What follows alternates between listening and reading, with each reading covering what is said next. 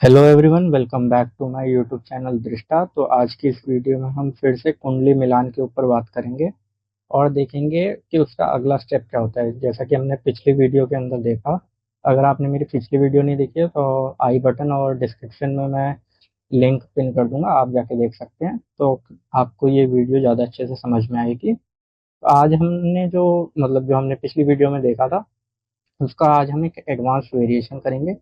पिछली बार हमने जो टेक्निक सीखी थी उसको हमने सिर्फ D1 में अप्लाई किया था। आज हम उसको D9 के अंदर अप्लाई करके देखेंगे। तो D9 में अप्लाई करने से पहले हमें दो चीज़ें समझनी है, जो मैंने पिछली वीडियो में आपको नहीं समझाई थी। वो ये है कि एक होता है एलिमेंट का एक्टिवेशन और एक होता है एलिमेंट की क्वालिटी। ठीक है। तो एक्टिवेशन और क्वालिटी, इसमें हमें अंतर पता होना चाहिए जब हम इस टेक्निक को अप्लाई करते हैं। ये सेम चीज़ आप D1 में भी देख सकते हैं कि किस एलिमेंट की क्या क्वालिटी है और किस एलिमेंट का कितना एक्टिवेशन है। तो एक्टिवेशन का क्या मतलब है कि वो तत्व कितना एक्टिव है, वो तत्व आपको कितना असर दे रहा है। तो जो क्वालिटीज ऑफ साइंस है, ठीक है, जैसे कि फायर एलिमेंट है तो फायर के जो साइंस है 159, अगर उसमें कोई ग्रह बैठता है तब जाके वो जो साइन होता है वो एक्टिव होता है, तब जाके वो एलिमेंट आपको आपकी लाइफ में असर देता है। अगर 159 के अंदर कोई ग्रह ही नहीं है, इसका मतलब आपका जो फायर एलिमेंट है वो एक्टिव ही नहीं है। ठीक है। सिमिलरली अगर वाटर के अंदर कोई ग्रह नहीं है तो वाटर एलिमेंट आपके चार्ट में एक्टिव नहीं है। ठीक है। अगर आप D1 में देख रहे हैं तो D1 के अंदर आपको वाटर एलिमेंट एक्टिव नहीं है। सिमिलरली अगर किसी भी साइन के अंदर ज्यादा प्लैनेट्स हैं, जैसे कि 2 6 10 के अंदर आपके सबसे ज्यादा प्लैनेट्स हैं, तो इसका मतलब आप प्रीडोमिनेंटली अर्दी साइन को बिलोंग करते हैं। ठीक है, मतलब आपके अंदर अर्दी ट्रेड्स ज्यादा हैं। और ये तो हो गया एक्टिवेशन। ये आपको D1 D9 दोनों में आप अप्लाई करके देख सकते हैं कि किस पर्सन का कौन सा एलिमेंट सबसे ज्यादा एक्टिव है। या ऐसा भी हो सकता है कि सारे एलिमेंट्स मतलब मिड में है, कि सारे के सारे एलिमेंट्स अच्छे खासे एक्टिव हैं, कोई ज्यादा वेरिएशन नहीं है। जैसे कि अगर हर एलिमेंट के अंदर 2 से 3 ग्रह हों जो कि बन जाते हैं, तो वो एक मॉडरेट चार्ट है, उसके अंदर ज्यादा कुछ ऊपर नीचे नहीं। तो आपको चार्ट भी ऐसे मैच करना है जिसके सामने वाले पर्सन के पास भी 2 से 3 मैच हो, ऐसे आपको चार्ट मैच करना है। अब क्वालिटी क्या होती है कि जो मैंने आपको ग्रह के एलिमेंट्स बताए थे कि फायर के जो प्लैनेट्स होते हैं मार्स और सन, अगर वो वाटरी साइन में चले जाते हैं तो वो क्वालिटी को खराब कर देते हैं। ठीक है। मतलब दो कॉन्ट्राडिक्टरी एलिमेंट जब एक साथ बैठ जाते हैं तो वो क्वालिटी खराब कर देते हैं। ठीक है। एलिमेंट उतना ही एक्टिव रहेगा। अगर आपके कैंसर के अंदर मार्स और सन है, ठीक है, तो आपके पास वाटर का एलिमेंट एक्टिव है पर उस वाटर के एलिमेंट की क्वालिटी खराब है। ठीक है। ऐसे ही आपको हर चार्ट के अंदर हर एलिमेंट को देखना है और तब जाके आपको एक कंक्लूजन निकालना है कि इसका ये एलिमेंट एक्टिव है और इसकी क्वालिटी कैसी है। ठीक है। एक्टिवनेस और क्वालिटी दोनों को मैच करना है दोनों चार्ट्स के अंदर जब आप चार्ट मैचिंग कर रहे हैं। और अगर आप इंडिविजुअल चार्ट देख रहे हैं तो उसके अंदर आपको ये समझना आना चाहिए कि इस चार्ट के अंदर जो, अगर आपका चार्ट है तो उसके अंदर वो जो क्वालिटी है, ठीक है, वो अच्छी है या बुरी है। अगर कॉन्ट्राडिक्टरी प्लैनेट्स बैठ रहे हैं, यानी एरी साइन के अंदर अर्दी प्लैनेट आके बैठ गया, तो वो क्वालिटी खराब कर देता है। ठीक है। और क्वालिटी अच्छी कैसे होती है, जब सेम एलिमेंट, सेम प्लैनेट और सेम जो साइन होता है वो दोनों एक साथ हो जाते हैं। जैसे कि वाटर साइन के अंदर वाटरी प्लैनेट्स का बैठ जाना, वो उसकी क्वालिटी अच्छी इंप्रूव कर देता है। ठीक है। पर अगर फायर प्लैनेट्स आ जाएंगे वाटरी साइन के अंदर तो उसकी क्वालिटी खराब कर देंगे। ठीक है। अब ये जब हमने समझ लिया तो इसको अब हम डी, जो हमने पिछला चार्ट देखा था उसमें हमने सिर्फ D1 के अंदर अप्लाई किया था। आज हम उसी को एक्सटेंड करके D9 के अंदर उसको अप्लाई करेंगे और देखेंगे कि क्या D9 के अंदर कंपैटिबिलिटी बैठती है या नहीं बैठती। क्योंकि हमने पिछले चार्ट में देखा था तो इसमें D1 के अंदर प्रॉब्लम थी, उसमें एयर साइन का प्रॉब्लम था और वाटर साइन का प्रॉब्लम था।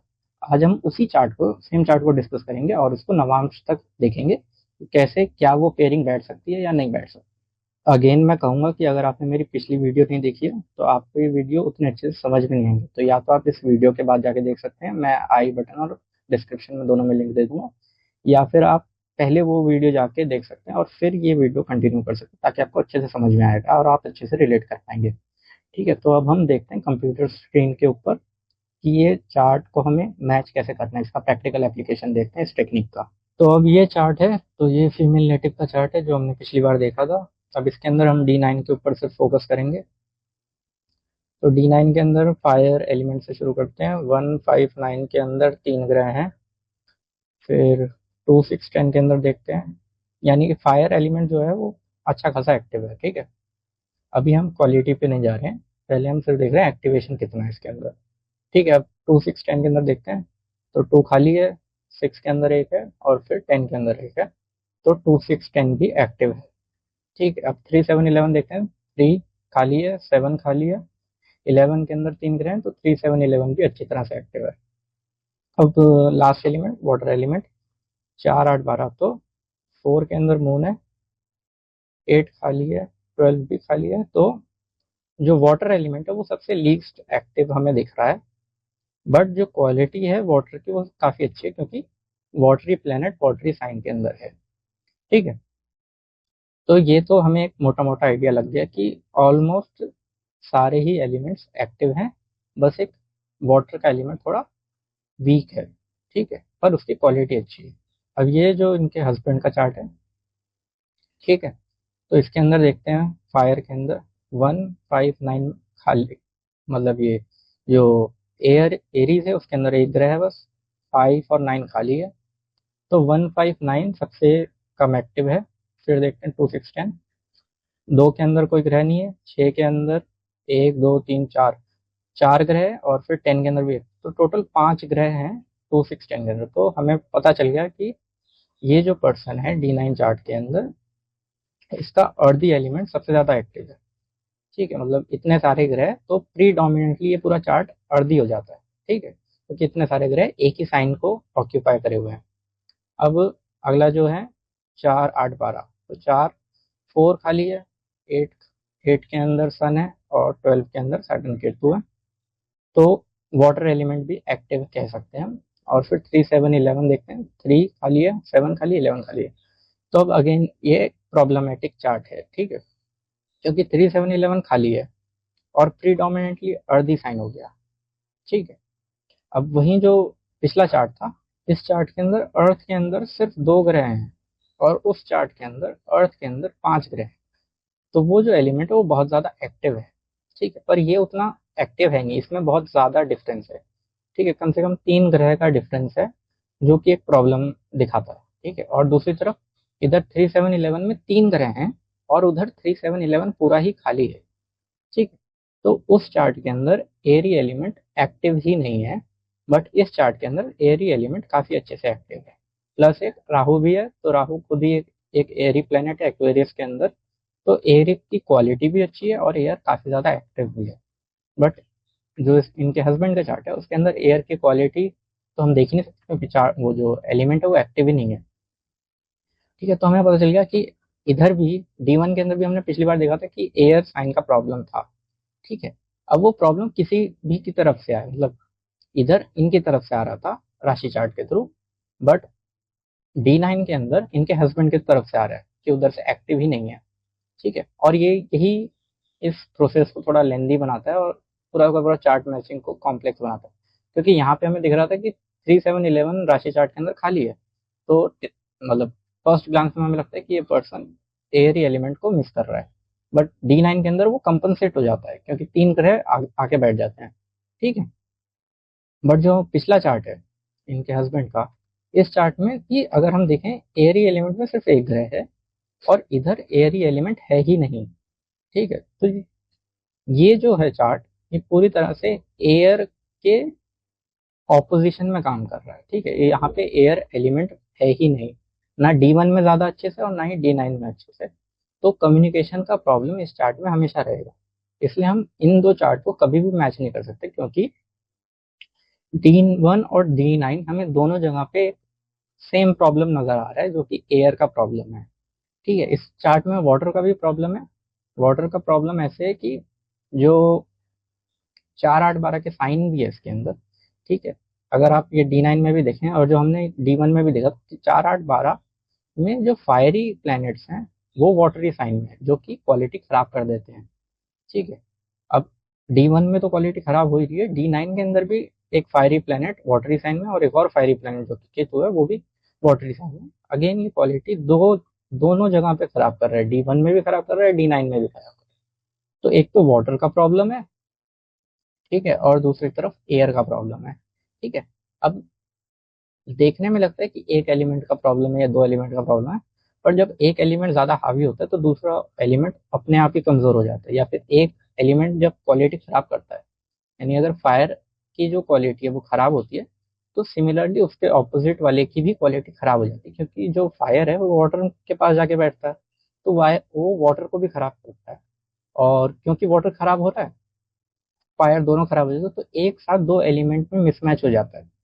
ठीक है, तो इसलिए हमें हमेशा देखना है कि कौन सा एलिमेंट कब खराब हो रहा है, और क्या उसको कंपनसेट D9 के अंदर होता है या नहीं होता है। और अगर हमें सेम इंडिकेशन दिखता है, जैसे कि यहाँ पे मार्स और सन, और फिर सन वापस स्कॉर्पियो के अंदर, तो ये पूरी तरह से फायर को भी खराब करता है और वाटर को भी खराब करता है। इसका मतलब इस पर्सन को इमोशन मैनेज करने में बहुत ज्यादा तकलीफ आएगी, या तो इमोशन है ही नहीं, ठीक है, या फिर इमोशनल मैनेजमेंट आता ही नहीं है। ठीक है, कि इमोशनल बातें कैसे करते हैं वो इस व्यक्ति को आता ही नहीं, और एयर ही तो वैसे ही खराब था, तो बात करने का जो तरीका होता है, बात करने का जो लहजा होता है, वो भी इस व्यक्ति में एब्सेंट रहेगा।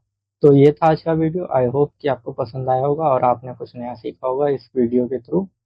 और इसमें अभी हमने रेमेडीज को डिस्कस नहीं किया है कि कैसे एलिमेंट्स को बैलेंस करना होता है, क्योंकि अगर प्रॉब्लम आपको दिख रहा है कि आप ही के चार्ट में अगर आपको प्रॉब्लम दिख रहा है कि एक एलिमेंट कम ज़्यादा हो रहा है, तो उसको कैसे बैलेंस करना है अपनी पर्सनैलिटी के अंदर, और क्या क्या हम कर सकते हैं उसको ठीक करने के लिए, क्योंकि डिफरेंट लेवल्स ऑफ रेमेडीज भी होती हैं इसके अंदर, तो उसको हम आगे की फ्यूचर वीडियोस में डिस्कस करेंगे।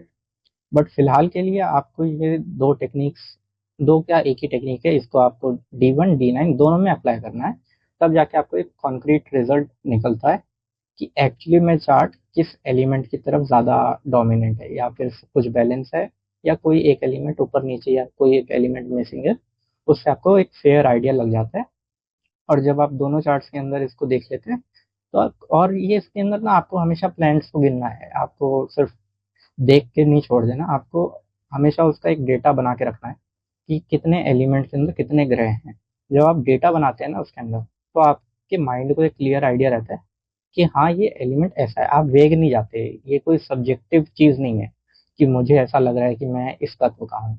ये एक प्योर डेटा के ऊपर चल रहा है कि अगर फायर के अंदर एलिमेंट है तो यानी फायर एलिमेंट एक्टिव है।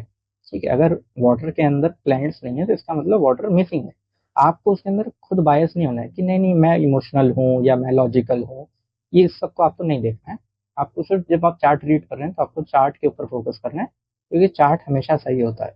ठीक है, तो हमेशा इसको डेटा के थ्रू ही देखना है, और आपको स्कोर्स मैच करना है कि अगर एक जगह एक चार्ट के अंदर 5 प्लैनेट्स हैं, जैसा भी हमने पिछले चार्ट में देखा कि D9 के अंदर अर्थ एलिमेंट में 5 प्लैनेट्स था, और दूसरे पर्सन के चार्ट में 2 प्लैनेट्स हैं, तो ये साफ इंडिकेशन दिखा रहा है ना मिसमैच का। अब इसमें आप अपना सब्जेक्टिव ओपिनियन अगर लाते हैं, तो आप खुद ही को धोखा दे रहे हैं, आप खुद ही को दिलासा दे रहे हैं। ठीक है, पर चार्ट के अंदर हमें दिख रहा है कि वो वेरिएशन आ रहा है, तो उसको इंस्टेड ऑफ मतलब डिनाइंग द फैक्ट, आपको उस पर काम करना चाहिए कि आपको अगर कोई पर्सन ज़्यादा प्रैक्टिकल है, तो उसको अपने बिहेवियर के अंदर थोड़ा लेस प्रैक्टिकल होना पड़ेगा। इसको हम देखेंगे आगे की वीडियोस में कि कैसे रेमेडीज करनी होती है इसकी। तब तक के लिए आपको इस टेक्निक से एक फेयर आइडिया हो जाएगा। आई होप कि आपने कुछ सीखा होगा, और मिलते हैं अगली वीडियो के अंदर। शुक्रिया।